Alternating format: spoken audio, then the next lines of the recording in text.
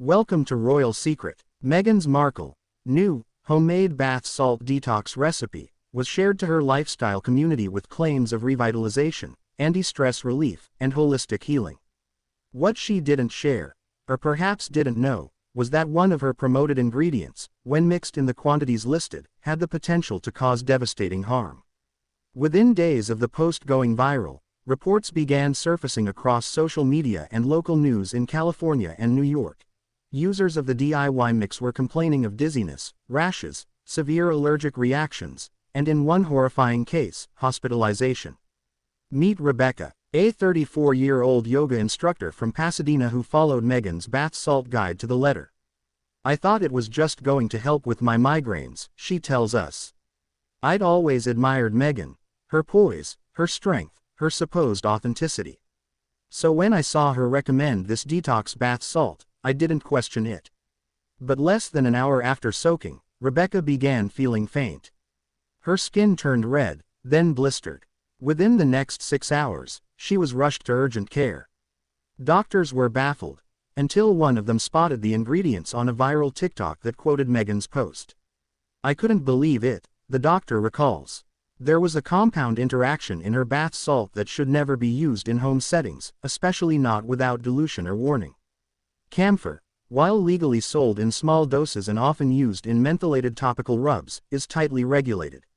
In concentrated form, it can be absorbed through the skin and cause seizures, confusion, and even respiratory distress, especially in children or people with sensitive systems. Yet nowhere in Meghan's caption or video was a warning posted.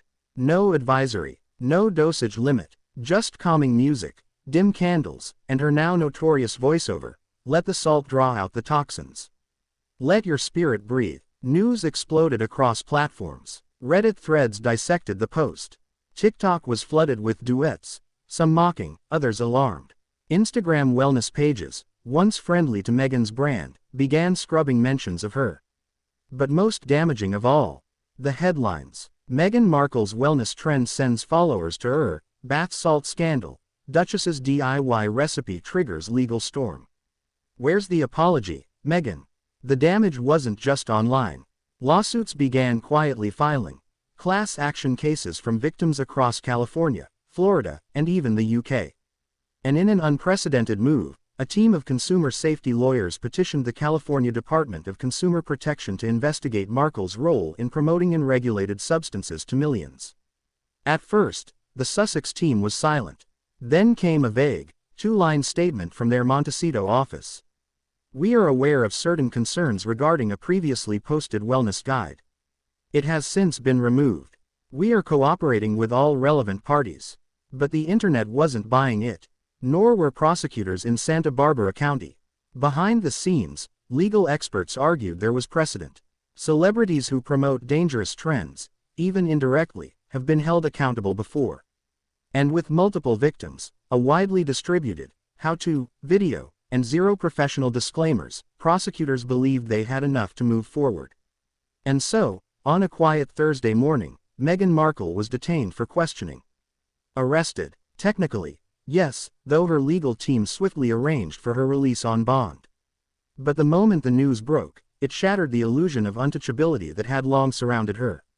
In a defiant follow-up video filmed days later, Meghan appeared calm, even righteous. "This is an attack," she said, looking directly into the camera. "An attack on a woman trying to promote peace, healing, and empowerment. I never intended harm, and the ingredients I shared have been used for generations." But critics weren't satisfied. "Wellness isn't a shield," said celebrity accountability advocate Dana Collins. "When you wield royal fame to promote untested remedies, you're playing with fire." And in this case, people got burned, literally. Harry, notably absent from the public discourse, was said to be deeply concerned and focused on protecting the family. Some insiders suggest tension is growing between the couple, with Meghan's legal exposure threatening their financial and brand stability. Meanwhile, in London, the royals are keeping their distance. King Charles, already navigating a storm of his own with Prince Andrew's ongoing controversies, reportedly refused to comment. A senior palace aide told The Times, "This is a matter entirely unrelated to the royal household. The Duchess of Sussex is no longer a working royal. But not everyone is silent. Princess Anne, always unfiltered, was allegedly overheard saying at a private engagement, "Well, perhaps now she'll learn the difference between celebrity and responsibility." And the British public, they've responded with blistering sarcasm, launching memes, parody videos, and even a mock product listing for Meghan's Mayhem Soak, for when you want drama with your detox. From Montecito to Manhattan, from talk shows to tabloids, the media storm hit like a thunderclap. Within 48 hours of Meghan's arrest, every major outlet had the story. Morning shows led with dramatic reenactments of her bath salt mix. Podcasts speculated on what this meant for the future of celebrity influence. Late-night comedians had a field day. Jimmy Fallon quipped, "Turns out Meghan's idea of a relaxing soak was more Breaking Bad than bath bomb." Trevor Noah joked, "This is the first time someone got arrested for a recipe since Martha Stewart." But while some treated it like a joke, others saw it as a symptom of something much deeper, a toxic blend of privilege, platform, and unchecked power. The backlash wasn't just limited to media and fans. Leaders in the $4.5 trillion wellness industry began to distance themselves from Meghan's brand.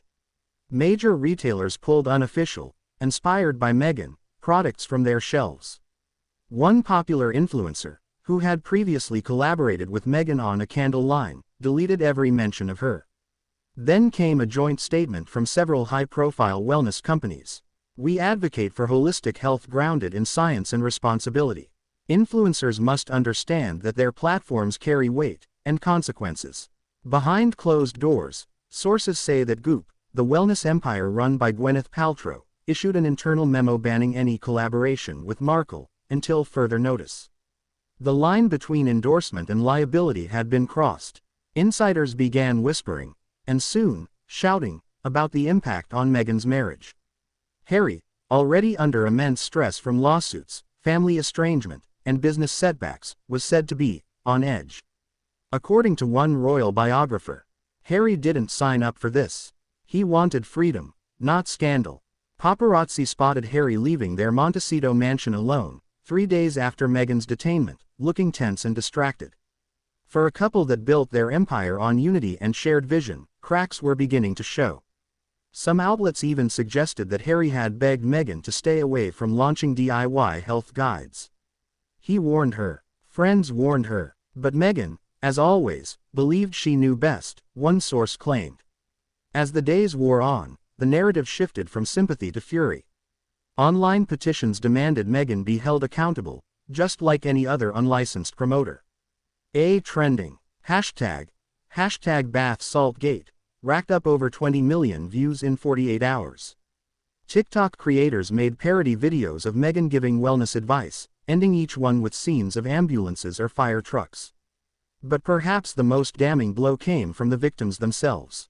In a televised special titled, "Burned by the Duchess," several women and men shared their stories. One woman held up her arms, revealing painful welts. "I trusted her," she said tearfully. "And now I live with this every day." Another victim's teenage daughter had a seizure after using the bath salt blend in a foot soak. She was trying to relax before exams. "We thought it was safe." It came from Meghan Markle. The stories turned Meghan's misstep into a full-blown moral reckoning. By now, Meghan's legal team had shifted into high gear.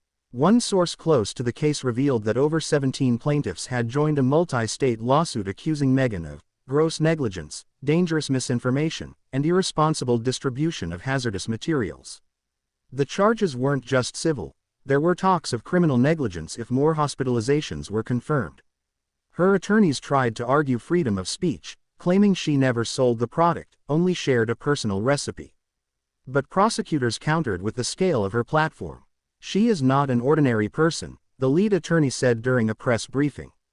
"When someone with over 12 million followers tells them something is safe, it becomes a mass distribution, with real-world consequences." Meanwhile, Meghan's arrest record, albeit quickly sealed, had already leaked. Mugshot edits flooded the internet, some real, most fake, all humiliating. For someone who had worked tirelessly to curate a brand of elegance, humanitarianism, and control, this was PR devastation. Back in the UK, the royal family was watching, and, by all accounts, seething. The scandal added fresh tension to already strained relations. King Charles, reportedly furious, held a meeting with senior advisors to review the monarchy's legal options for protecting the family name from further association. There was talk, said a former courtier, of officially requesting Meghan and Harry relinquish all remaining ties to royal titles. This may have been the final straw. The idea of removing the Duke and Duchess of Sussex titles entirely had always been controversial. But this time, insiders claim, it had serious backing from within the palace, especially after news broke that one victim had reached out to the palace asking for an apology from the institution that gave Meghan the title. The scandal also spooked sponsors. Several of Meghan's ventures, including her new podcast series and her upcoming Netflix wellness docuseries, were either paused or quietly cancelled. One executive at a major streaming platform said, "There's a limit to how much heat a brand can take. And right now, Meghan's name is radioactive." A publishing deal for her next lifestyle book, tentatively titled, Peace, Power and the Feminine Ritual, was reportedly frozen.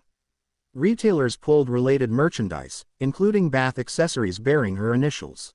In a cruel twist of irony, the very empire Meghan had built on personal branding and wellness crumbled under the weight of its own recklessness. Just when things couldn't get worse, they did. An anonymous former assistant came forward with a jaw-dropping claim. In an exclusive interview with the Daily Post, she alleged that Meghan had been warned about the dangers of the camphor ingredient before posting the video. She laughed, the assistant claimed. She said, "It's natural. It'll be fine. People are too sensitive these days." If true, this wasn't just negligence, it bordered on willful ignorance. Meghan's attorneys denied the allegation, but the damage was done. Trust, already fragile, was obliterated.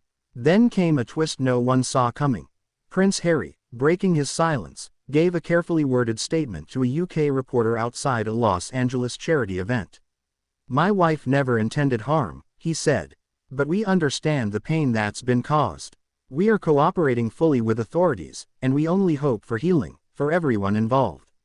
But his body language told another story, distant, cold, burdened. And when asked whether he still supported Meghan's lifestyle brand, he paused, then replied, "Right now, our focus is our family and our responsibilities. Thanks for watching and please don't forget to subscribe."